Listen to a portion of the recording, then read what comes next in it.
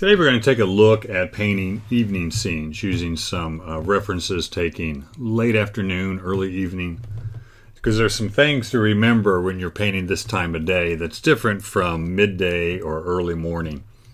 One is that the light is a bit more orange, so I'm going to add a little more orange to these colors, and the orange doesn't show up in the references here at all, but same thing in the back. You can see it in the background a bit more, this somewhat cool blue-green back in there compared to the greens up front. I'm going to have a bit more orange in it. Same thing on the hills, and I will still cool these down, these hills back in here, but a tiny bit of orange. Same thing with the yellow greens on the trees where it's being hit by the sunlight. I want, again, a touch of orange, kind of like you're looking through orange sunglasses slightly. And then the shadows a lot cooler, a lot more blue-violet than they would be midday, even early morning. They seem to be a lot cooler. Probably because the light's a lot lower and there's a really strong contrast that you don't have midday. And along with morning light, you have the same thing in that you've got these long shadows. Long shadows, long areas of light. So I want to use those as areas of real strong contrast of value and of temperature. But it helps to remember the light is low. It's coming in this way, hitting everything. So it's a little easier to use that to punch some colors in areas that maybe don't have as much light in it, creating a bit more interest or drama in the painting. So what I've done here, I made some changes. I've pushed the background, which we generally want to do anyway. We want the background to recede. In the photograph, it does some, but not very much. So I'm really pushing it there. More of a muted blue shadow, and this is that muted yellow-green with some orange. And I really cooled off the hills here, right here, adding more blue. Could add a bit of muted orange to give it more of that light effect in the evening. But you can see the orange I added to the trees here. Didn't add any to the grass. I also generally want the values just like every other time of day. I have these too close to the same, so I probably darken the trees a bit or lighten the grass, but I want the trees a bit darker than the grass. They can't be the same value because these trees are vertical planes. They're upright. There we go. And the ground's a flat plane. So if I make them both the same value, it's going to flatten out my painting. Every time form changes direction, like going from flat to vertical, the values have to change. So the lights can't be the same value as down here. So I'd probably darken the trees just a bit more, or lighten the ground to make the trees look a bit darker. Really push the violets, blue violets into the green here. The shadows are pretty much a bluish green, which work, but the more I push the temperature, the stronger that contrast, the lower the light feels.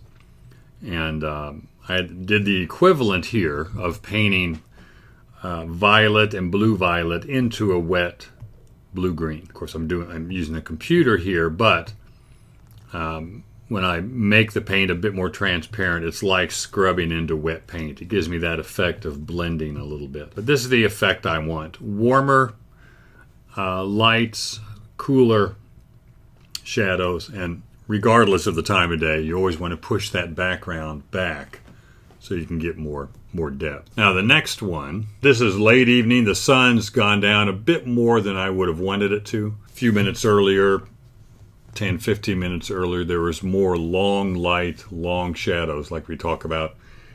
When the sun is very low, morning or evening, you're going to have those long shadows. So the more you can emphasize that, the better. Still keeping in mind the separation of the planes. These verticals are a darker value overall than the lights. So the shadows on the trees are going to be a little darker than the shadows on the ground, and the lights on the trees will be a little darker than lights on the ground. Really have to remember that to keep things looking three-dimensional. But I want to create more drama, more depth in here, taking the idea of that low light and hit it in the field back in here, in between branches, coming this way, and then leaving the foreground in shadow. We always want to consider also cropping the photograph. There's way too much information here. So before I crop it, this is the effect of the light, again, being low, and it can hit where I want it to hit. In other words, it's hitting in front of these trees, and hitting the edges of these a bit more. Pushing the light to make it work a little more. You can see that the light has set a bit more. I've done the effect of pushing the light up in the sky just a hair more, and it catches the trees, also these objects in the field, the horse trailer, another trailer there, the fence posts, even the tractor here. I could pop some light on it. Everything's green, so I could make it a red tractor and have it punch a bit more. Even the house back in here, a little more sunlight, just creates more drama. And that low afternoon light that's long and horizontal really makes that possible. Moving a cow over here to create some interest within that light area. Photograph without the light coming through horizontally, and then when I add it horizontally, so I can have it hit the edges of what kind of stands in the way, or I can move things slightly to make them stand in the way. And my goal in painting is always to suggest the light, so that's what I'm going to emphasize on. Simplified the background more. The lights are a simple pale muted orange. The hills in front here a bit darker than the hills in back, but keep it very simple because the foreground is where the interest is. And I would probably cut off or push together, move this house here over to here a little bit, so I don't have to stretch the picture plane out so far. Compositionally, I think because of the long feel of the horizontal feel of the light running horizontally and hitting the edges of everything, being able to do some negative painting of popping some light between the branches and trunks, all that creates more contrast and drama. So for me, it would be a more horizontal composition, more like that. And there's nothing in here necessarily that is extra. It's not. I think all these lights behind these two trees here, the lights back in there, really help break it up. Still probably move the house over to the left, to the right a little bit, so things aren't stretched out too far. I could squeeze it slightly, just push the distance between things a little bit smaller. Now the next one, this is also, the sun's up a little bit higher. I don't have quite the long shadows, which I can put in there. What this is missing, what I want to emphasize here, is the shadow pattern. You can see it on the right side of the trees more, in here and some areas in here. But I want to pull it together. If I can, again, find that shadow pattern, which again, on the evening time of day is very long. Didn't mean to do that yet. Very long and larger masses. I can do that on here and kind of reorganize or redesign the shapes, the shadow pattern. So I'm doing this, creating a bit more of a bigger shape in the shadows. And these wouldn't necessarily be all the same value. There'd be a little bit of value change in these shadows. Not much. The shadows, the simpler you keep the shadows, the better. But I don't want them flat, so I'd get a little bit of variation. And I lightened back in here with a little bit of a muted blue-green and a muted orange. Again, to get more of that evening light. But the big thing here is the shadow pattern. Hitting that shadow pattern in there really emphasizes the low light. And that's why I didn't touch the lights. I could make them slightly more muted orange. But even the shadow on the ground really emphasizes that evening light. And that's our goal here again, is to suggest the light and not worry as much about detail.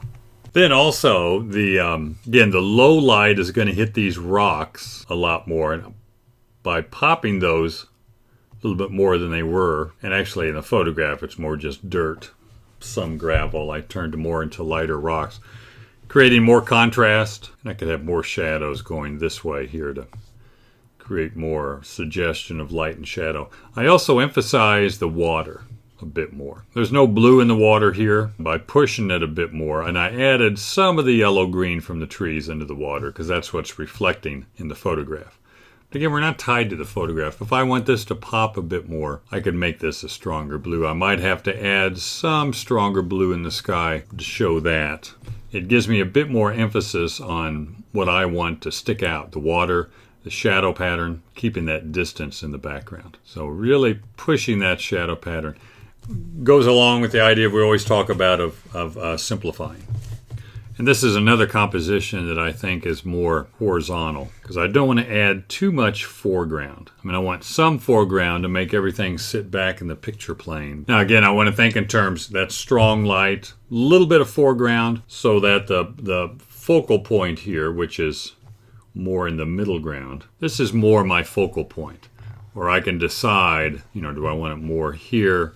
But I need a little bit of foreground to push so the viewer can jump into the composition. I don't want all this stuff sitting on the edge of the canvas ready to fall forward. I'd probably flatten out this grass here. The tall grass kind of blocks the viewer's way from getting in. Could leave the tall grass there, but then cut down enough so the viewer has a place at the bottom where they can come into the composition and flow around it, pick up on the rocks, and then get to the shadow pattern. So think through that design of how a viewer can kind of enter the picture. It seems very unimportant when you're trying to figure out how to paint trees and mountains, but in the end, it's going to carry things a lot farther.